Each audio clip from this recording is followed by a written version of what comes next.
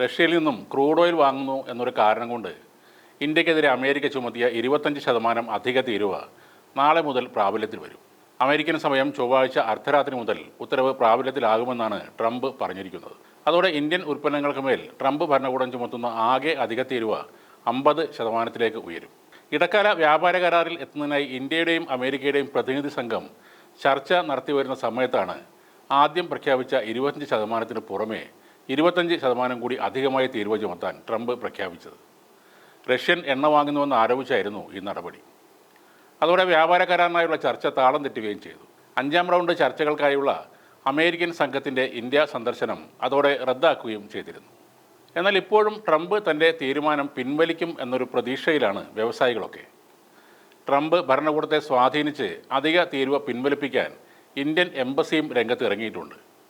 വാഷിംഗ്ടണിൽ ട്രംപിൻ്റെ മുൻ ഉപദേശകരുടെ നേതൃത്വത്തിൽ പ്രവർത്തിക്കുന്ന 2 സ്വകാര്യ ലോബിയിങ് കമ്പനികളെ എംബസി ഇതിനായി നിയോഗിച്ചിട്ടുണ്ട്. ഒരു കമ്പനിക്ക് $1.8 മില്യൺ വാർഷിക കരാറാണ് നൽകിയിരിക്കുന്നത്. രണ്ടാമത്തെ കമ്പനിക്ക് പ്രതിമാസം $75,000 3 മാസത്തെ കരാറാണ് നൽകിയിരിക്കുന്നത്. എന്നാൽ അധിക തീരുവയിൽ ഭയപ്പെടാതെ റഷ്യയിൽ നിന്നുള്ള എണ്ണ ഇറക്കുമതി തുടരുമെന്ന് തന്നെ ഇന്ത്യ പ്രഖ്യാപിച്ചിട്ടുണ്ട്. കുറഞ്ഞ വിലക്ക് ആര് എണ്ണ നൽകിയാലും വാങ്ങുമെന്ന് റഷ്യയിലെ ഇന്ത്യൻ അംബാസഡർ വിനയ് കുമാർ പറഞ്ഞു.